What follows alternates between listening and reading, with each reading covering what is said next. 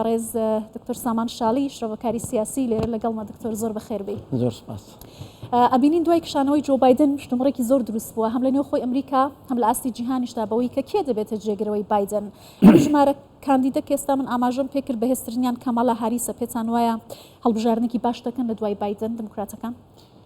طبعا ئەمە وەکو شۆکێکە بۆ دیموکراتەکان، بەڵام متوقع بوو دوای دیبیتەکەی کە کردی لەگەڵ ترامپە زۆر باش دەرنەچوو و وەزعی صحیشی هەر تەواو نییە، ماوەیە کە علاماتی ئەلزایمەری لەسەر دەرکەوتووە. طبعا ئێستا بایدن لەسەر ڕسمەکە نەماوە، وێنەکە نەماوە، بەڵام پشتگیری کاملە هەرزەکەن. زۆر خەڵکی کەش هەیە کە هاتوونەتە پێشەوە پشتگیریەکەن، وەکو کلینتن و سەرۆک کلینتن و ژنەکەشی هیلاری کلینتن، هەندێک کۆنگرسمانە سەنەتۆرە پشتگیریان کردووە. تقریبا ئێستا دەوری 500 نوێنەری کۆ کردوێتەوە لەو 1976. طبعا ئەمانە هەموو منافسن، بەڵام هەتاکوون ئێستا کەس خۆی نۆمینێت نەکراوە، خۆی تەرشیح نەکردووە بۆ ئەوەی خۆی تەرشیحکە بۆ سەرۆکایەتی. طبعا ئەمەش عملەیەکی پرۆسسێکی، ئەم پرۆسسە چۆن ئەڕوات لە عانی کۆنفرانسەکە.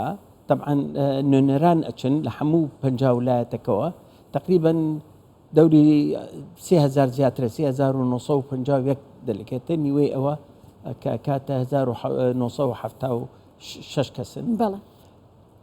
لەو نوێنەرانە مڕەشەحەکە هەڵەبژێرن. اینجا ئەو کەسێک کە خۆی ئەوێ تەرشیحکە ئەبێ 300 نوێنەر هەیبێ، اینجا ناوی ئەچێتە سەر قائیمی مڕەشەحەکان. اینجا لەوێ لە ناو کۆنگرەکە دەنگی پێێن، چێ زۆرترین دەنگی هێنا لەوانە ئەبێت. بەڵام ئەگەر کەسێ زۆرترین دەنگی نێنە، سوپەر دەلیگەت هەیە، یعنی سوپەر نوێنەر هەیە، 700 کەسن کویانەکەنەوە، ئەوانە قەراری نهائیین، وابێ لەو مؤتەمەرە ڕئیس هەڵبژێرێ، مرشحی بۆ ڕئاست هەڵبژێرێ، ڕئیس نا، مرشحی ڕئاست هەڵبژێرێ، مرشحەکەش نائیبەکەی ئەبێ هەڵبژێرێ. طبعا ئەوەی لێرە بەحستان کرد لە ریپۆرتەکانی پێشوشتانە لە 1968 کە لندن جۆنسن نەیتوایە خۆی تەرشیح نەکردەوە، ئەوە بوو ڕئیس ڕۆبەرت کەنەدی خۆی تەرشیح کرد و زۆر بەهێز بوو بەرامبەر نیکسن، بەڵام ڕۆبەرت کوژرا لە کەلیفۆرنیا.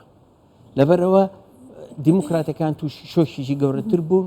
هەر لەو ساڵەشە مارتن لوتر کینگ کوژرا، دیموکراتەکان دۆڕانیان بە جەمهوریەکان. ئیمساڵ وانە، ئیمساڵ نەوعی چکەیە، ڕاستە ترامپ ئێستا مرشحی جەمهوریەکانە، بەڵام منافسەیەکی بەقوت هەیە. کەواتە هەر بارودۆخەکە لە بەرژەوەندی دیموکراتەکاندا ئێستاش هیوا هەیە، بەڵام ئایا چێ هەڵبژێرن و چێ نائیبەکەیە بێت. لێکێ لەو مرشحانەی کە تۆ وتت ناوەکانی وت، جۆرج بەڕێ ئەوەی پەنسیلڤێنیا، ئەوە بە نائیبی زۆر دانین کە مرشحێکی بەهێزە کە بێ بە نائیبی کاملا، ئەگەر کاملا هەڵبژێرا. بەڵام لەبیرتان نەچێ میشێل ئۆبامە زۆر بەهێزە.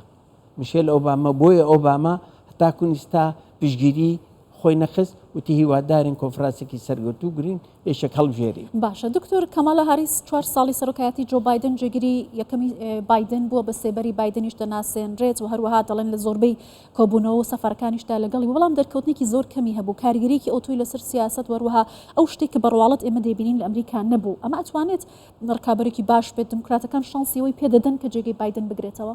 خۆی نائیبی ڕئیس دائیمەن زۆر دەرناکەوێت، کەمتر دەرەکەوێت، بەڵام نائیبی هەیە بە قووەت بووە، دەوری هەبووە لە قەراراتە، کاملا نەختێک کەمتر نێویستوە چۆنەڵی لەسەرکەکەی زیاتر خۆی دەرخات. ئێستا بینی دەرەکەوێت لە دیبیتەکانە، لە چۆنەڵی کۆبنەوە مەهرەجاناتی انتخابات دەکەن، زیاتر قسەکە زیاتر بە قووەت هاتۆتە پێشەوە بۆی خۆی دەرخا. خۆی ڕاستە دووسێ شت دژێتی، ئایا ئەمریکا یەکەم ئامادەیە بۆ ژن ببێ بە ڕئیس؟ ئەوە یەک سوالە، چونکە تاکوون ئێستا ئەمریکا ئامادە نییە، ئایا ئامادەیە یان ئەوە زۆر گرنگە. دووهەم ئەو لە چۆنەڵی کەمایەتیەوە هاتووە، یعنی لە زۆرینەی سپەکانەوە نییە، لە کەمایەتەکەەوە هاتووە. ئەمە دووشتە کە زۆر پشتی ئەو ناگرێت، بەڵام ئەوش دەورە بینێ لە کەمایەتەکان پشتگیری بکەن وەکو ڕەشەکان وەکو ئەسپانیکەکان ئەمانە پشتگیری بکەن و لە بیریش نەچێ مێردەکەشی جوولەکەیە ئەوش دەورێکی کێژە بینێ کە جوولەکەەکان پشتی بگرن لە ئەمریکا. باشە دکتۆر بەگشتی ئەگەری گۆڕانکاری دەسەڵات لە ئەمریکا لە کۆماریەوە بۆ دیموکرات چه هاوکێشەیەک لە کۆی هاوکێشە سیاسەکانی ناوچەکە دەگۆڕێت بۆ نمونە رووسیا دەڵێت کە بە وردی چاودێریان پرۆسەیە دەکات وڵاتانی دیکەی ناوچەکە چاویان لە وڵاتێکی زلهێزی وەکو ئەمریکایە. خۆی ترامپ کە گوێ لێبوو لە کۆنفرانسەکە وتی من ئەو شەڕانەی کە دروست بووە هەمووی نایڵم هیچ شەڕێک نایڵم لە عالەمە لەگەڵ بایدن لەگەڵ پوتنا قسەکە لەگەڵ ئیسرائیلەکانە قسەکە لەگەڵ هەمیانە قسەکە خۆی بەو وابشانەیە کە سەرروکیی ئاشتیە بەڵام لە واقعیشە ئەوە دەرناکەوت چکە ئەمە انتخاباتە خۆی ئەوێ لە زۆر ڕاستەوە بێتە ناوڕاست بۆ ئەوەی بتوانێت لە دیموکراتەکانیش ڕاکێشێ بە تایبەتی گەنجەکان و ڕەشەکان ئەوێ ڕاکێشێ بەلای خۆیەوە خۆی دەرخا بە سەرۆکێکی ناوەڕاست زۆر متتەڕف نییە بەڵام نائیبەکەی یەکێک بوو لەوانەیە کە پرۆجەکتی 2025 نووسۆر کە زۆر متتەڕفی ئەمینیتیایە زۆر شتەکانوە لەو ترامپ بەڵێ من ئاگام لێنێ بەڵام سیاسەتی ئەمریکی ڕاستە ڕئیس نەختێک ئەیگۆڕێ بەڵام بەعام خەتێکی درودێژیان هەیە لەسەر ئەو خەتە ئەڕوا بەڵام حەزەکەم نەختێ